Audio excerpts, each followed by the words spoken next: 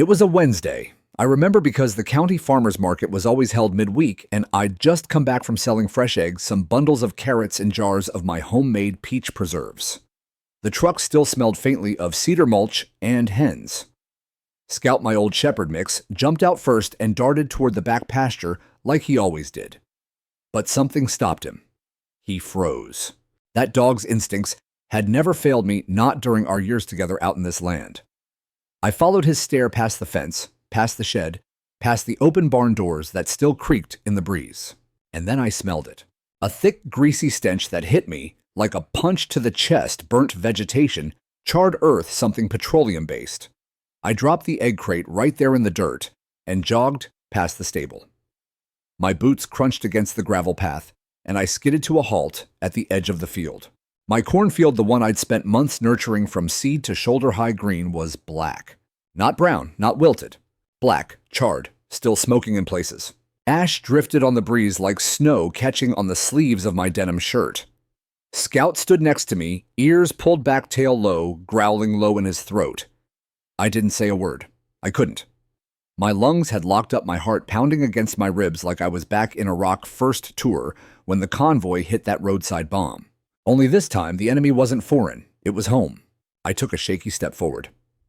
The dry crunch beneath my boot wasn't straw. It was brittle, burnt husks. The irrigation line had melted into deformed, tangled snakes of plastic. The scarecrow I'd built with my son last fall lay face down in the dirt, his flannel shirt scorched through the back. I crouched, trying to feel the soil. Still warm, still reeking of accelerant. Someone had done this, intentionally.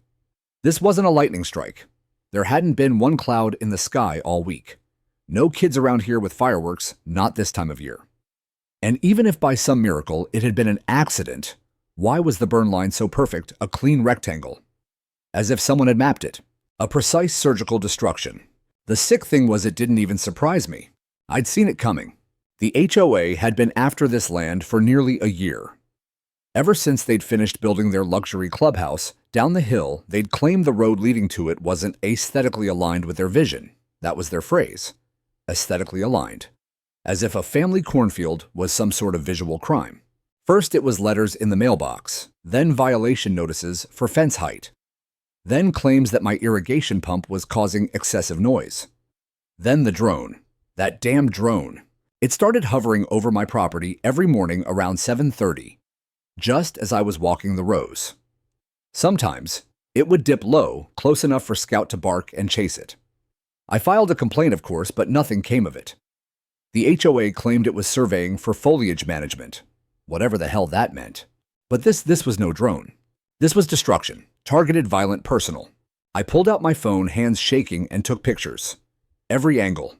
Close-ups of the charred stems, the blackened rows, the weird metallic smell near the corner where the field met the trailhead. That smell wasn't just gasoline. It was some kind of accelerant. I'd been in enough oil field fires to know the difference. Then I called the fire department. It took them 20 minutes to get out here, too late, of course. The flames were long gone, the damage done. But I watched the crew chief's face when he walked the perimeter. Watched how he squinted at the burn line, the edges too clean to be natural. He crouched, ran his gloved fingers through the ash, sniffed the air. "Controlled ignition," he muttered. "You saying this was deliberate?" I asked. He didn't answer directly, just said, "Looks that way. I'll file a report." Then he radioed someone and started taking his own photos. Scout paced the edge of the field like a soldier guarding the perimeter. I stood in silence, arms crossed, rage simmering in my gut like a fuse. I could already hear Karen's voice in my head, HOA, President Karen Mallory. Blonde bob white Lexus clipboard that never left her side. The kind of woman who smiled through her teeth and wore perfume strong enough to kill a bee at 10 paces. She'd be calling this an unfortunate coincidence. Probably already prepping a HOA newsletter about wildfire awareness and community preparedness. But she didn't know me. Didn't know that this land wasn't just my home. It was my heritage. Didn't know that my grandfather had carved this valley from rock with his own hands. Didn't know that I had documentation. That I kept everything. Every deed. Every map. Every water rights agreement dating back to 1956. She didn't know that I still had the key to the upstream dam. The one the HOA probably never even noticed, tucked behind the ridge, hidden by time and brush. The one that controlled the very flow of the stream that ran behind their precious new homes. I looked toward the hills where the sun was starting to dip low. And I knew I wasn't going to take this lying down. Not this time. Not when they'd torched my land and walked away clean. They had no idea what they'd just lit. It didn't start with fire. Fires are the end of things. The final statement, the act that says, "You don't matter." No, this started with paper, with ink, with rules invented by people who'd never worked the land a day in their lives. The first violation notice came in a sky blue envelope, the kind they use for wedding invitations. Inside was a 3-paragraph letter from the Stone Lake Estates Homeowners Association, printed on thick cardstock with an embossed logo of an oak tree that hadn't stood in this valley for 50 years. The letter claimed my split-rail fence along County Road 12 violated the uniform boundary guidelines of the subdivision, which was laughable because I wasn't part of the subdivision. My property, all 43 acres of it, had been carved out long before Stone Lake Estates ever existed, long before their clay tile roofs and fake Tuscan mailboxes lined up like little soldiers along the hills. My family had lived here for 3 generations. Our land deed dated back to when this valley was cattle country, and the only association was the one that met down at the feed store on Friday nights. So I wrote back, firm but polite. I am not a member of the Stone Lake Estates HOA. Please direct all correspondence to the County Planning Office, where you'll find the recorded plat maps and jurisdictional lines. They wrote again. This time the letter came certified. Non-compliant property elements visible from HOA member homes. Please remove or modify fencing within 14 days to avoid further action. I ignored it. Then came the orange flags. Little plastic markers stuck in the dirt just inside my boundary line. At first, I thought they were utility markers, maybe county surveyors doing maintenance. But they were too frequent, too deliberate. Each one was placed right where my fence posts had sunk, as if someone was measuring something, planning something. I pulled every flag out by hand. Then came the drone. It started hovering every morning around 7:30, right when I'd be watering the lower field or checking the irrigation line. A little white quadcopter with blinking blue lights, buzzing like a wasp. Scout hated it. He'd bark, leap chase it to the edge of the tree line. I tried to follow it once, see where it went, but it always zipped off over the ridge toward the Stone Lake Estates cul-de-sac that sat like a crown above my field. I made a call to the FAA regional office. They told me unless the drone was flying below 400 feet or directly over my home, it was unlikely to constitute a violation. I filed a report anyway. Nothing came of it. Next, they tried kindness. Karen Mallory herself showed up at my front gate one Sunday morning dressed in khakis and a lavender blouse, holding a tray of lemon bars and a clipboard. She smiled like a realtor. "I just wanted to welcome you into the fold," she said, "and discuss some options for community development." I didn't open the gate, just stood there, arms folded across my chest. "You're a tough one to catch at home," she said sweetly. I didn't respond. She held up her clipboard. "We're looking to build a multi-purpose recreation center. It would really enhance property values all around. Right now, our clubhouse doesn't have enough space for events. But your adjacent parcel," I cut her off. "That's my cornfield." She laughed. "Yes, and it's lovely. But you know, it's zoned rural mixed use. You'd still retain ownership. We're just proposing a right-of-way, maybe a lease." I didn't move. "And you'd be compensated, of course," she added. "There are grant funds for community enhancements. You could even get tax breaks. Think about what you could do with that." Scout growled behind me, sensing my tension. Karen's smile flickered. "You'll find we're very good neighbors when everyone's on the same page," she said, tucking the lemon bars into a canvas bag and turning on her expensive heels. I watched her leave. The lemon bars went straight to the compost. A week later, someone from the county assessor's office showed up. Said they'd received a request to reevaluate the property's usage consistency. Wanted to know if I'd ever had livestock, if I stored any industrial equipment, if my water tank was code compliant. I asked who filed the request. They wouldn't say. I spent the next 2 weeks documenting everything, photos of the property lines, copies of zoning regulations, receipts for every repair, every inspection. I even visited the records office and made sure the dam license originally granted to my grandfather under the 1957 Water Control Initiative, was still valid. It was fully active, recertified 3 years ago when I upgraded the sluice gate. That's when I realized just how important the dam really was. It didn't just control the creek that ran through my property. It regulated the entire downstream watershed, including the decorative pond irrigation canals and water feature behind the Stone Lake Estates clubhouse. Without regulated flow, their subdivision was sitting in what used to be a floodplain. They built knowing the risks. I had the maps to prove it. I'd seen the pressure building months of pushing, probing, subtle manipulation. I just never thought they'd go so far as to burn me out. But I also knew this much: they weren't done. Not yet. The fire was only the next step, the escalation. Someone wanted me scared, pushed out, silenced. And if I didn't act, the next attack wouldn't just be on my land. It would be on my future, on everything I'd built for me and my son. So I went back inside, opened the gun safe, and pulled out the fireproof lockbox. Inside were the old documents, blueprints, dam authority, records, a grainy black and white photo of my grandfather standing beside the concrete floodgate in 1962. I laid them out on the kitchen table, one by one, like cards in a poker hand. Let them play their game. I had power too. They just didn't know it yet. The night after the fire, I barely slept. Every creak of the floorboards, every shift of wind outside the window made me sit up and reach for the flashlight I kept by the nightstand. Scout paced the house like a sentry. At one point, I heard him growl low near the back door, his nails clicking anxiously across the tile. By dawn, I'd made a decision. I wasn't going to wait for the county to do its job.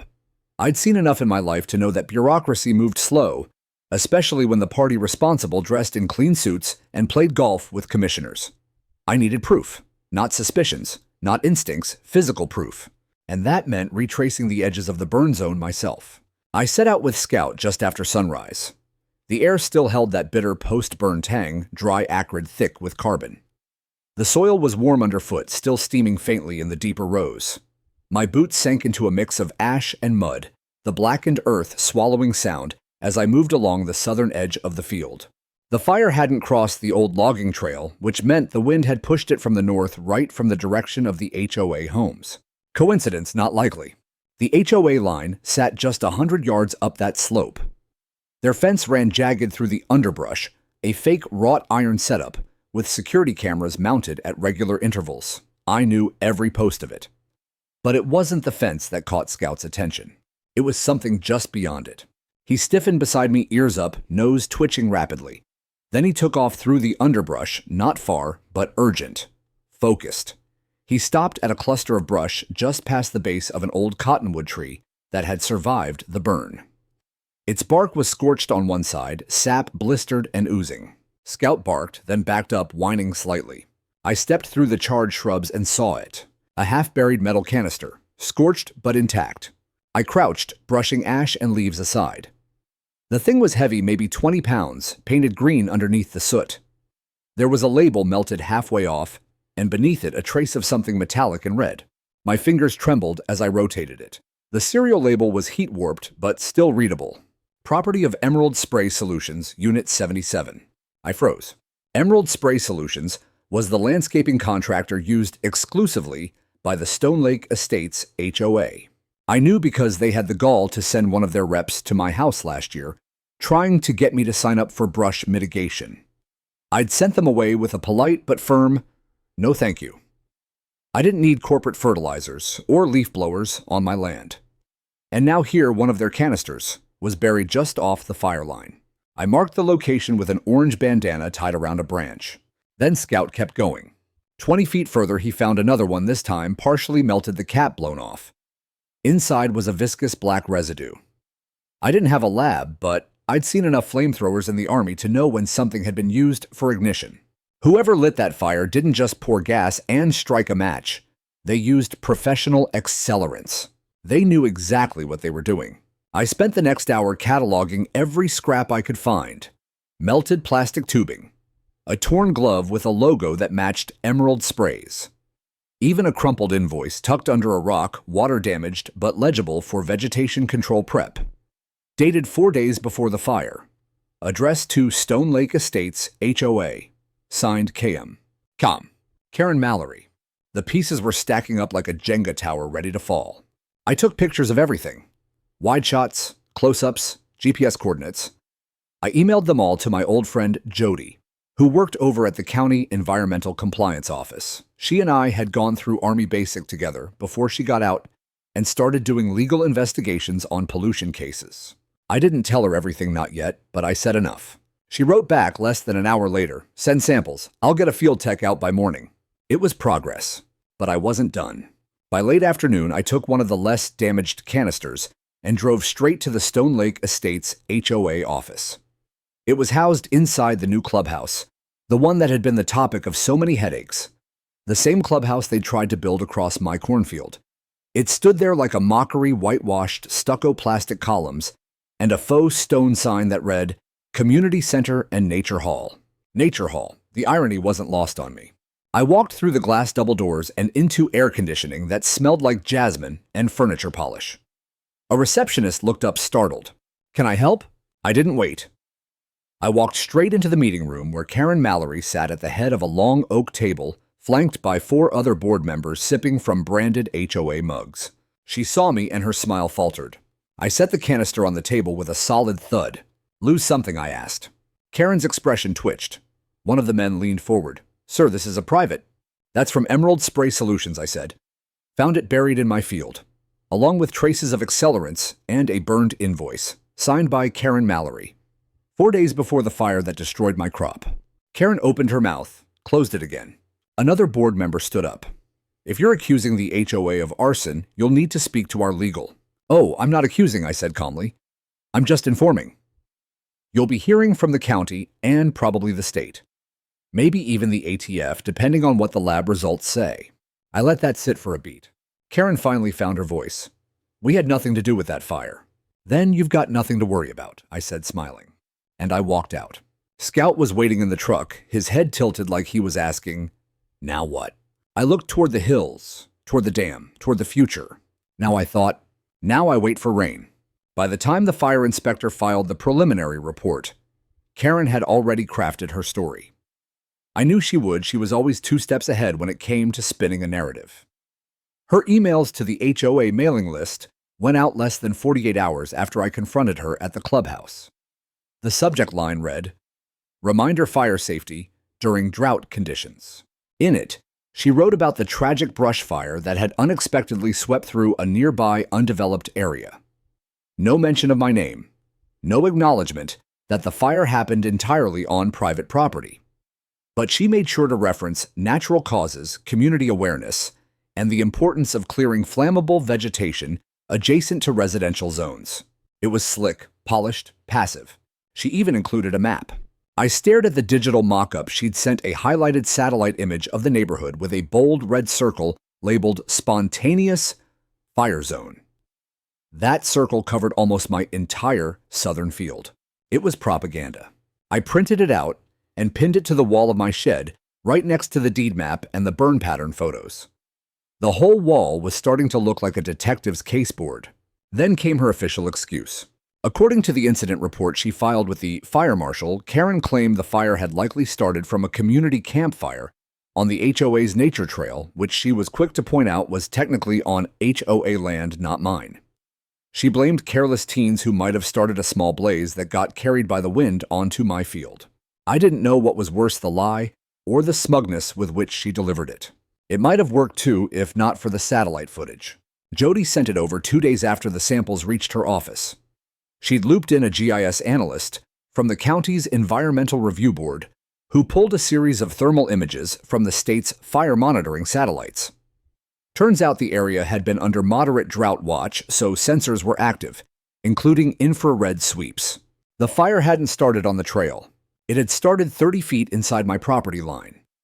The ignition point was a hot flare zone, a sudden temperature spike with no drift trail from the HOA side.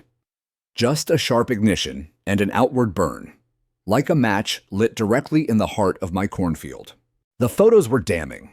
Jody also confirmed trace elements of magnesium nitrate and diesel-based accelerants in the soil samples. Both were common in landscaping fuel mixes, especially the kind used in controlled brush clearing. "I can't prove who lit it," she said over the phone, "but I can tell you this wasn't an accident. And it damn sure didn't start on any trail." I saved the call recording, just in case. That night, I emailed the HOA board directly. I attached the satellite photos, the soil analysis, the coordinates, the invoice from Emerald Spray Solutions with Karen's initials. I didn't write a single word in the body of the email, just attached everything and signed it. "Let's see how spontaneous this looks to your insurance company, JT." They didn't reply. But something changed. The next morning, 2 HOA board members resigned. Quietly. No big announcement, no town hall meeting. Just a brief line on the community website under board updates. That same day, I caught a landscaping crew loading equipment into a van behind the clubhouse. It wasn't Emerald Spray, it was a different company. The HOA had swapped vendors overnight. Guilt moves fast when it's exposed. But Karen didn't flinch. Not publicly. Instead, she doubled down. She filed for a cease and desist. Claimed that I was harassing the board, stalking their meetings, and interfering with community operations. Her lawyer sent me a formal letter stating that I had no standing to engage in HOA business and was hereby barred from entering any HOA-owned or maintained facilities. It was laughable and legally baseless. I wasn't on their land. They were the ones who crossed the line literally and figuratively. I could have ignored it, but I didn't. I responded with my own notice. I attached the surveyor's map showing the original property lines, highlighted the area where their clubhouse drainage pipe had been installed 3 feet inside my boundary. I cited the easement abuse clause in the county's Rural Development Code and included a quote from a land use attorney I'd consulted just the week before. Then I dropped the real hammer, a scanned copy of the 1957 flood control deed, the one that named me by bloodline, and by transfer as the legal controller of the upstream dam, reservoir, and outflow systems that fed the entire Stone Lake Estates water system. Karen didn't know it yet, but her sparkling HOA kingdom was downstream of everything I managed. And there was a drought clause. Section 6-B of the deed granted the dam controller full authority to conduct seasonal release in the event of drought-related risk. That included regulating water flow, discharging excess sediment, and if deemed necessary, conducting a complete lower basin purge. I highlighted those words in yellow. Then I wrote, "Any further encroachment on my property will trigger a full review of downstream water management, including structural testing. Hope your foundations are solid." I didn't bluff, and I didn't need to, because the dam was old, and I knew every bolt, every valve, every angle of discharge. My grandfather had built it from concrete and rebar by hand, reinforced it after the 1972 floods, and trained me to manage it before I turned 18. I'd overseen every inspection, filed every repair. The county trusted me more than it trusted its own, and the HOA had no clue. They didn't even list the dam on their hydrology reports. I checked. It was the perfect blind spot, one they'd paved over with sidewalks and lawn chairs. And now, they'd burned the one man who knew where the real floodgates lived. I stood at the top of the ridge that evening looking down on the neighborhood. The clubhouse lights were on. Laughter drifted from their patio, where a crowd had gathered for what looked like another wine mixer. I watched the glow of tiki torches flickering near the edge of the HOA's decorative pond, the one fed by my stream. I looked at Scout. "Not yet," I said. But we were getting close. I was 6 years old the first time my grandfather took me up to the dam. It was early spring. The trees were just starting to leaf out, and the air smelled of wet stone and cedar. He led me by the hand up a narrow trail that twisted around the north ridge, the side few people ever hiked because it was steeper, less scenic. But to him, that ridge wasn't just land, it was legacy. When we reached the top, I remember being in awe of how big it felt. A long stretch of concrete poured straight into the earth with heavy iron grates and a central floodgate that seemed taller than a house. Water whispered below it, channeled through spillways and bypasses into the narrow valley that eventually fed into what is now Stone Lake Estates. My grandfather, Jack Thomas Sr., had built the entire thing with local contractors after a deadly flood in 1956 nearly wiped out half the valley. The county hadn't had the money back then, so he stepped up, paid for the work himself, coordinated with engineers, and negotiated a deed with the water board that made him and his heirs the legal stewards of the structure. Water's a gift, he told me, placing my hand on the warm concrete. But if you don't respect it, it'll remind you who's in charge. I never forgot that. Even now, decades later, the dam still stood like a sleeping giant, carved into the landscape like a scar with purpose. It wasn't large enough to make headlines, but it controlled just enough flow to matter. Enough to drown fields or flood basements. After the fire, I found myself returning to it every evening. Not just for comfort, but for clarity. It was peaceful up there. You could see the whole valley, the glint of HOA rooftops, down below the edge of my burned cornfield to the west, and the thin line of the stream carving its way through both. From that vantage point, the war being waged below looked small, but not insignificant. I stood there one evening, hands on the old wheel crank that opened the floodgate Scout at my side, and thought they think they own everything they see. But they've never looked upstream. The valve system hadn't been used in months, maybe a year. I kept it clean oiled, ready not because I anticipated needing it, but because it was my duty. Every season, I logged maintenance. Every 6 months, I took photos for the county. Every time it rained more than 2 inches, I hiked up to check the overflow culverts. And the drought clause, it wasn't just ceremonial. The deed clearly stated, in the event of prolonged drought, the holder of flood control authority is permitted to release accumulated sediment or stagnant flow to prevent ecological harm or downstream stagnation. No permission required, no hearings, just notification to the county's Water Resources Office. I'd already filed the notice. They hadn't pushed back. The soil in the lower basin was cracked. The HOA's decorative pond was down 1.5 feet. They'd sent out emails blaming natural evaporation and asking residents to conserve water, all while keeping their fountains running and irrigation on full blast to maintain their lush front lawns. Karen had even gone on the local HOA podcast, boasting about their advanced retention systems and eco-friendly water cycle controls. She didn't realize their cycle began with me. So I got to work. I cleared the debris along the eastern spillway, re-tightened the upper gate flange, marked the waterline with stakes every 20 feet. Then I unlocked the main gear housing and tested the crank, listening to the deep metallic groan echo through the canyon like a warning. It still worked. That night, I pulled the old dam ledger from my filing cabinet, a thick leather-bound book with water stains, and notes in my grandfather's looping script. Every rainfall total, every seasonal release. Every time the county needed help with flow control, it was logged here. And near the end, on a yellowing page marked contingency planning, was a phrase I hadn't noticed before. If they ever forget who protects them, remind them where the river sleeps. I stared at that line for a long time. It wasn't vengeance, it was stewardship. But stewardship included setting boundaries, and the HOA had crossed every one of mine. The day after I reviewed the ledger, I drove into town to meet with an old friend, Marcus Dell, a retired civil engineer who used to oversee small dam inspections for the state. We hadn't talked in a few years, but when I told him what was happening, he agreed to come out and take a look. He spent an hour walking the site, running basic pressure calculations and eyeballing sediment levels.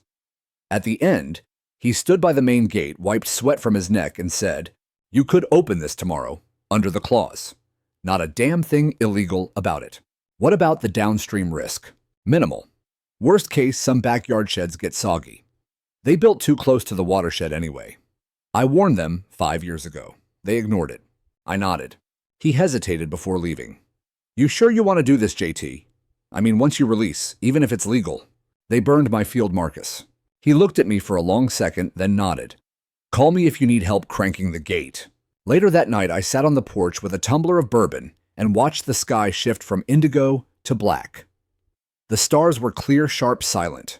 Scout lay by my boots, snoring softly. My mind replayed the months of warnings. The flags, the drones, the fake inspection, Karen and her lemon bars, the fire, the silence that followed. They thought they could erase me, replace my field with their pool deck. But the dam was still mine. And if they wouldn't respect the land, they'd have to learn to respect the water. Soon. Very soon. By the next morning, the decision was made. Not out of anger, though God knows I had enough of that to spare, but out of duty. The dam's maintenance clause required periodic inspection and release. That was my right. My obligation. And this time, it would serve as both an environmental necessity and a lesson in cause and effect. I started with the paperwork. I filled out the Notice of Controlled Water Release Form Section 6B under Drought Mitigation. It wasn't a request, it was a declaration. The law was written back in the 1950s, back when rural infrastructure depended on individual stewards instead of bureaucracies. The form was short, 2 pages handwritten, and I faxed it to the County Water Resources Office before sunrise. Then, for good measure, I emailed a copy to 3 departments: Environmental, Compliance, Fire Control, and the County Commissioner's Office. The subject line was simple: Scheduled Dam Flow Adjustment, Stone Lake Watershed. That was all it took. I'd done my part. Scout and I drove up to the dam after breakfast. The metal gear housing caught the early light glinting pale gold against the mountain face. I checked the pressure gauge. Levels were just at the safe line, the kind of pressure that, when released, gradually would travel slow and steady down the valley enough to fill the lower stream purge sediment and freshen the lake basin behind the HOA clubhouse. It would have been a gift if they'd seen it that way. But gifts have consequences. I walked the perimeter, taking photographs and notes. Standard procedure. Document everything. My grandfather's voice echoed in my head. Always keep records, son. Paper is armor.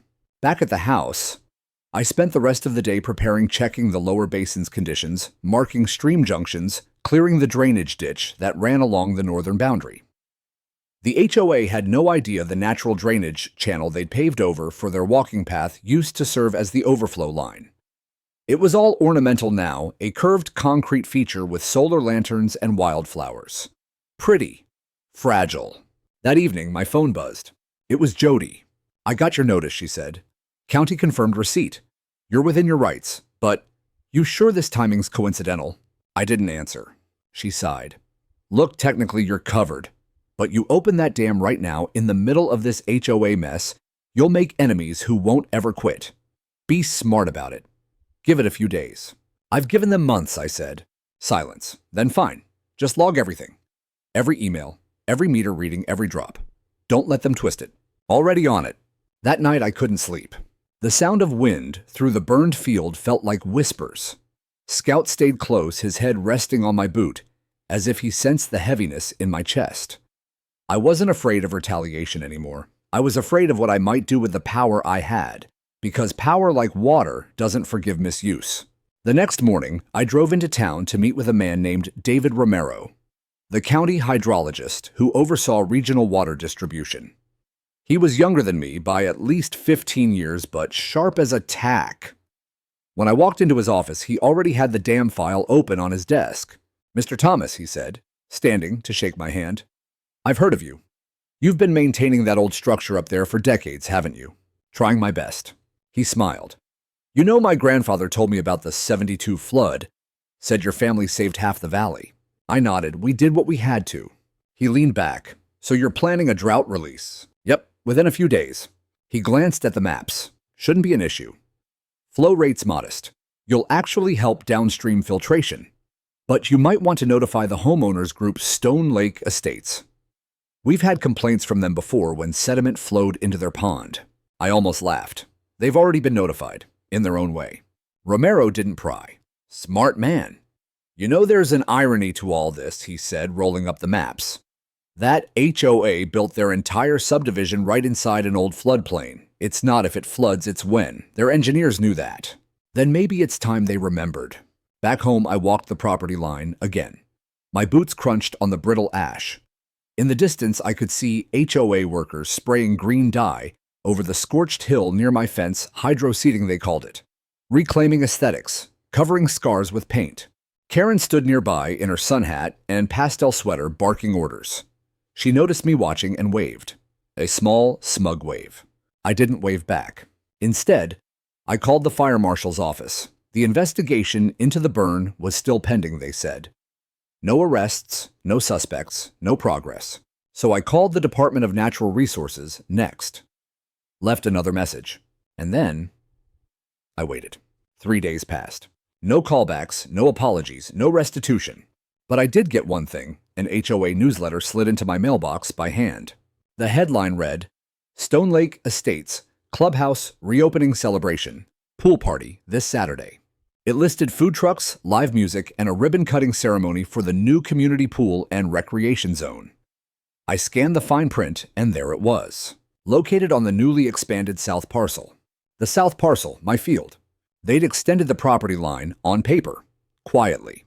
Probably bribed a surveyor to fudge the map. That was the final insult. Scout growled when I crumpled the newsletter and threw it into the fire pit. I stared into the flames until the paper curled to ash. Then I went inside, opened the old file cabinet, and took out the damn keys. Heavy steel cold to the touch. They jingled softly in my hand like an echo of everything my grandfather warned me about. You respect water, he'd said, because once it moves, you don't get to call it back. I slid the keys into my pocket. Tomorrow was Saturday. They wanted a celebration. They'd get one. Saturday came in warm and dry, the kind of late summer heat that made the hills shimmer and the air taste of dust and ozone. From the ridge, I could already hear the music laughter, the hollow plunk of beach balls hitting pool water, even the distant clink of glasses. They'd set up a tent near the clubhouse white canvas strung with pink and gold streamers, and beneath it a folding table stacked with cupcakes and charcuterie boards. Karen, of course, was front and center. I saw her in a lemon-yellow sundress and oversized sunglasses, shaking hands with the HOA treasurer and posing for pictures next to a ribboned sign that read, South Parcel Pool Zone, Grand Opening. They were celebrating on my ashes. Literally. The field where the corn used to stand, where my son and I had worked in the mornings before school, pulling weeds, turning soil, had been flattened, cleared, and paved over with stamped concrete. A shallow retaining wall separated it from the stream's edge. It was all engineered to look natural. But I knew better. They had built a celebration ground on stolen dirt. And today they danced. I stayed on the ridge until about 11, watching them from behind a patch of scrub pines, the damn keys, warm in my pocket. Scout sat beside me. His ears perked his eyes, never leaving the crowd. I hadn't told him anything, but I think he understood. Dogs know when something is about to change. I took a final photograph with my phone time-stamped geotagged, showing the party in full swing. It would prove later that I didn't act recklessly, that the neighborhood was warned, that my release was within legal limits. Then I turned to the dam. The process took nearly 30 minutes. I opened the inspection valve first to ease pressure, then unlatched the main wheel housing and began to crank. Slowly, carefully. The metal groaned, then creaked, then opened with a hiss of pent-up force. A deep rolling current began to surge forward. It started like a whisper, just a trickle through the sluice channel. But as I adjusted the elevation gate, the flow widened, deepened, thickened into something undeniable. A low roar echoed off the canyon walls. Scout stepped back instinctively. Water finally free. I monitored the flow for another 10 minutes, watching the pressure gauges logging the numbers. The velocity was within regulation. Everything was recorded. At exactly 11:42 a.m., I sent a final email to the County Water Resources Office. One flow initiated under drought, Clause 6B, Volume 2, 300 gallons per minute. Estimated duration, 4 hours. Discharge within acceptable sediment levels. Photos and field log attached. JT. Then I sat back and waited. By 1:15 p.m., the lower basin had begun to swell. The HOA clubhouse backed directly onto that basin, separated only by a decorative stone path and some neatly planted ornamental grasses. Their brand new pool, saltwater, 10,000 gallons blue, as a gemstone, sat just 30 feet from the creek with a decorative culvert that connected to the runoff channel. I knew the culvert wasn't properly reinforced. I knew because I'd watched them build it. No permits, no consultation. They wanted it cheap and fast, so they hired a weekend crew with power tools and plastic piping.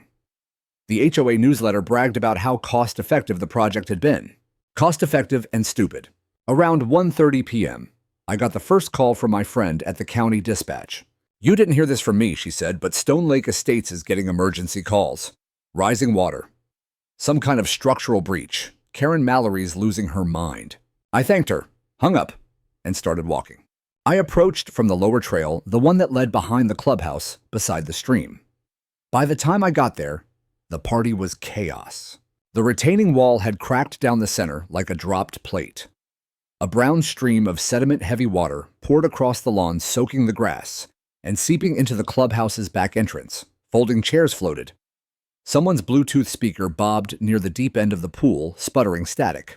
Karen stood barefoot in the middle of the concrete pad, shouting at two maintenance workers who were ankle-deep in rushing water, trying to shove sandbags into place.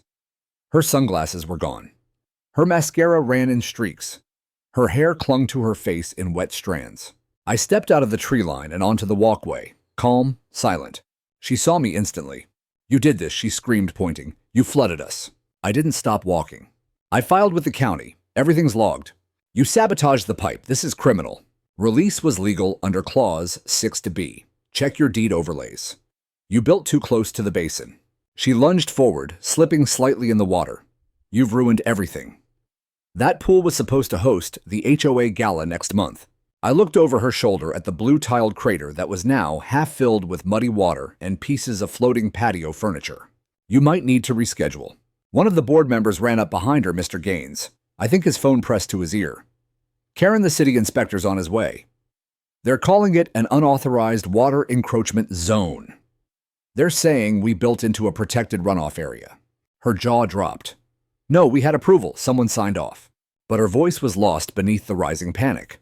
Residents scrambled to move their cars from the flooding street. A U-Haul trailer floated gently into a hedgerow.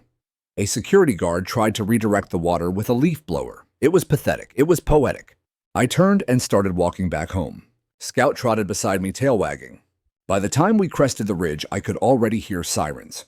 2 hours later, FEMA would declare the incident a localized hydrological overflow, legally permitted under drought release law, with no culpability to the dam controller. The city would flag the HOA for improper construction in a known floodplain. 3 houses would be condemned. 4 more would require structural repair. The clubhouse would remain closed for 6 months. Karen would go on the local news that evening in a soaked blouse and mud-streaked heels, sobbing as she begged for community compassion. But the damage was done, not just to the buildings, to the lie of control, to the illusion that money and bylaws could bend nature. You can ignore a man. You can burn his field. But you can't stop a river. The morning after the flood, the sky hung low and heavy with gray.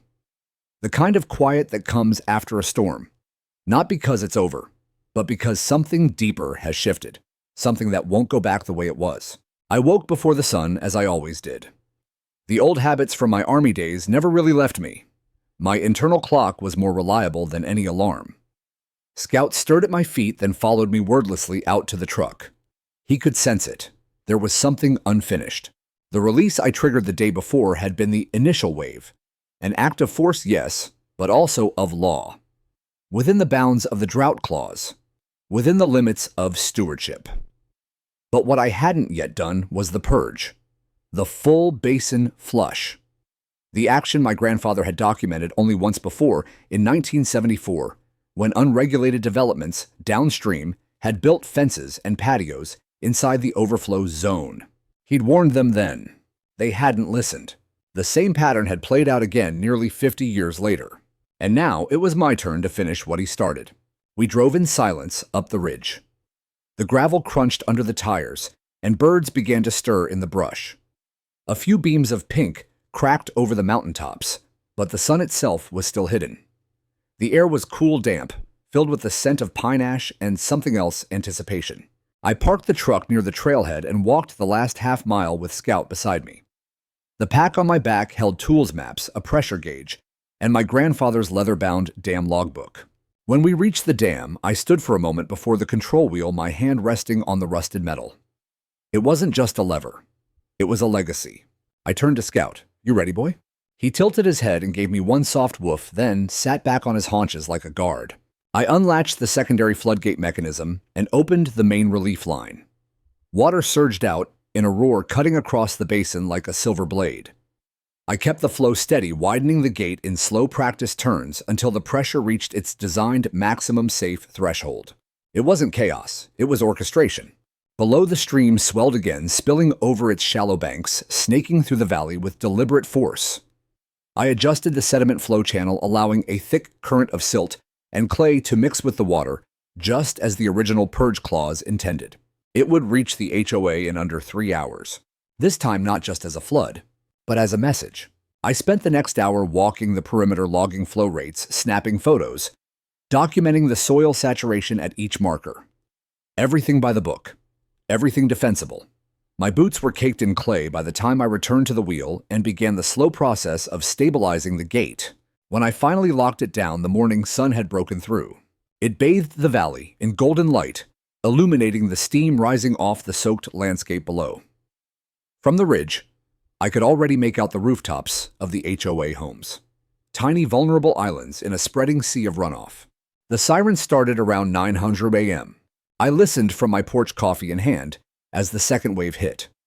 The overflow didn't come as a wall of water. It wasn't that dramatic. But it was thorough, relentless. Water filled every low point, every poorly planned drainage trench, every back patio and street corner that had been built for looks, not function. The decorative boulder garden near the clubhouse collapsed into a muddy pit. The tennis court buckled at one end and sank 3 inches. And the pool, oh, the pool. What little had been cleaned out from the previous day was now a milky stew of sediment and algae, its filter systems choked beyond repair. Karen called me at 9:43 a.m. I let it ring. She called again and again, then a voicemail. I listened. "You're a monster," she hissed, voice cracking with rage. "You think this makes you noble? All you've done is destroy lives. You'll be sued. You'll lose everything." I replayed it twice, then deleted it. Because I wasn't afraid of Karen Mallory. Not anymore. At 10:15 a.m., I got an email from Jody. "On county has closed the case. All flood releases deemed lawful. HOA under review for unpermitted construction and violation of floodplain ordinances. Also, FYI, someone from Channel 9 wants to interview you." I didn't respond. I didn't need a spotlight. I already had my justice. Around noon, a black SUV pulled up to my front gate. 2 men stepped out, one from the county planning department, the other from FEMA. They introduced themselves, polite, deferential. Told me they were there to inspect the impact zone, verify structural damages, confirm permit history. Just routine, they assured me. We've seen this before. Same pattern HOAs build on bad ground. Ignore natural flow paths, then cry foul when water does what it's always done. They asked if they could see the dam. I walked them up myself. Along the way, I explained the system, the history, the logs. They asked questions, took notes. One of them even chuckled. "This is probably the most well-maintained rural dam I've ever seen," he said. "Frankly, more care here than half our municipal structures." When we reached the control wheel, I handed them a copy of the original deed. Highlighted in yellow were the clauses my grandfather had insisted on including, wording that had outlived him and protected me. They read it in silence. "This is airtight," one finally said.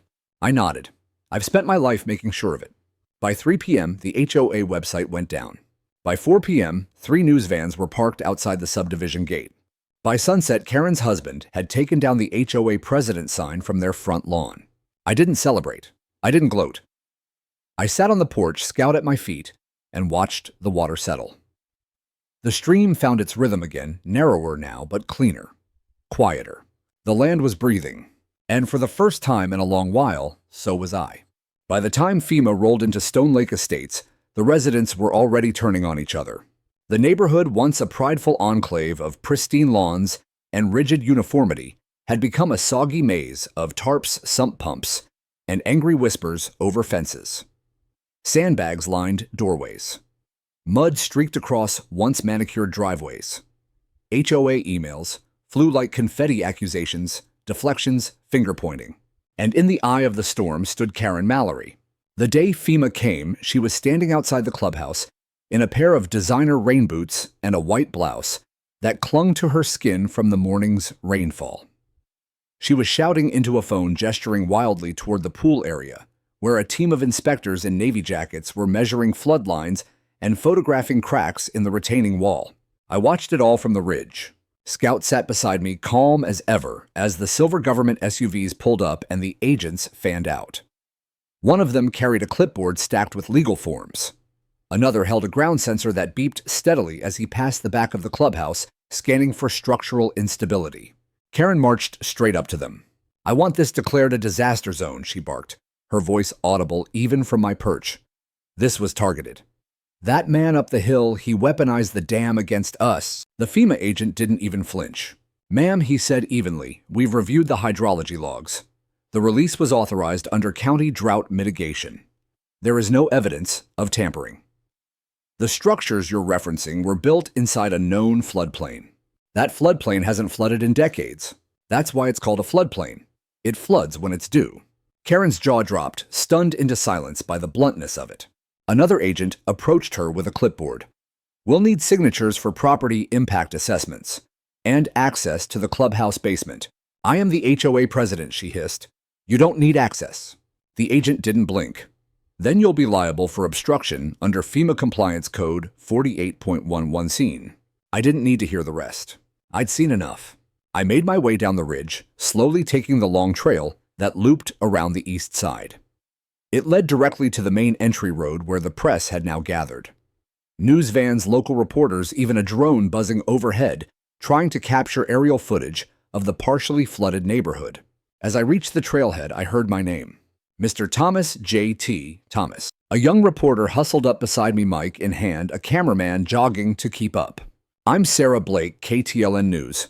We've heard reports that you're the legal controller of the dam upstream. Can you comment on the flooding event? I paused. I followed the law, I said simply.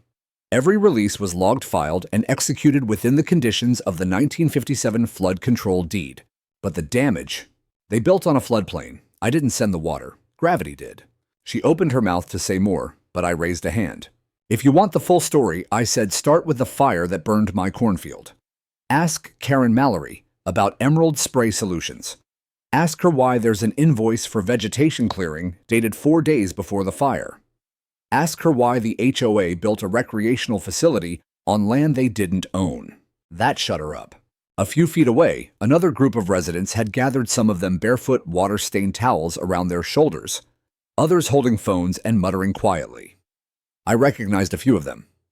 The ones who used to glare at me when I drove past in my mud-caked truck. The ones who once filed complaints about unsightly farm equipment parked too close to their sightlines. Now they watched me with a different expression. One woman, middle-aged, still in a soaked tennis outfit, stepped forward. You really had control of that dam, she asked. I nodded. Why didn't anyone know? I shrugged. Maybe you were too busy telling me my mailbox was rustic. She flinched, but didn't argue. Behind her, a younger man shook his head. They never told us. The HOA never said we were on a floodplain. They said this was premium land, safe, protected. I looked him in the eye. Paper's one thing, terrain's another. That night, Channel 9 ran a segment titled Osho, When Water Fights Back, HOA Flooded After Dispute with Landowner. They aired drone footage of the damaged clubhouse interviews with disgruntled residents, and most damning, a copy of my dam deed blown up on screen with highlighted clauses. The final shot was of Karen storming away from a FEMA agent, screaming about entrapment. She resigned the next day. Officially, the HOA called it a personal leave of absence, but the truth was clear: she'd been forced out. The board restructured. Lawsuits were filed. Insurance claims were denied under the clause unpermitted development in known risk zones. That phrase became the death knell of their pristine neighborhood's image. And me, I got a letter from the county. It wasn't an apology. Governments don't write those. But it was acknowledgement. They offered me a seat on the Watershed Advisory Council. A token gesture, maybe. Or maybe they finally understood the value of someone who actually knew how the land breathed. I declined. I'd done my part. I wasn't looking for power, just peace. Scout and I walked the property that evening. The lower fields were already recovering silt-rich soil, perfect for fall planting. The fire line was now green with weeds and wildflowers. The land was healing, and so was I. Fall came early that year. By the end of September, the mornings carried a soft chill, the kind that made you breathe a little deeper and sip your coffee a little slower. The field, my field, was no longer a scarred wound. Green had returned tentative at first, like a child afraid to step into a room that had seen too much pain. But then, it flourished. What once was ash was now layered with new life. I planted cover crops, ryegrass, clover, a few strips of buckwheat, not just to nourish the soil, but to honor it. My grandfather always said, you feed the ground first, and it will feed you forever. It felt like the land needed time to forgive what had been done to it. So did I. The HOA never rebuilt the pool. The clubhouse sat half-closed for months, its back foundation still under inspection. The decorative pond dried up entirely after sediment choked the culverts. Without it, their irrigation system failed and lawns began to yellow. Some homeowners left, some stayed whispering grievances over mailboxes or posting angry Facebook updates about mismanagement and board betrayal. But there was no more HOA pride, no more newsletters, no more Karen. After her resignation, she sold her house and vanished without a farewell. Rumor had it she moved to a gated community 2 counties over, a place where I imagined she'd once again try to bend the land to her will. She'd learn eventually, or she wouldn't. Not my concern. The real victory wasn't in her downfall. It was in the quiet, in the space her absence left behind. I remember one evening a few weeks after the FEMA report had officially cleared me of any wrongdoing.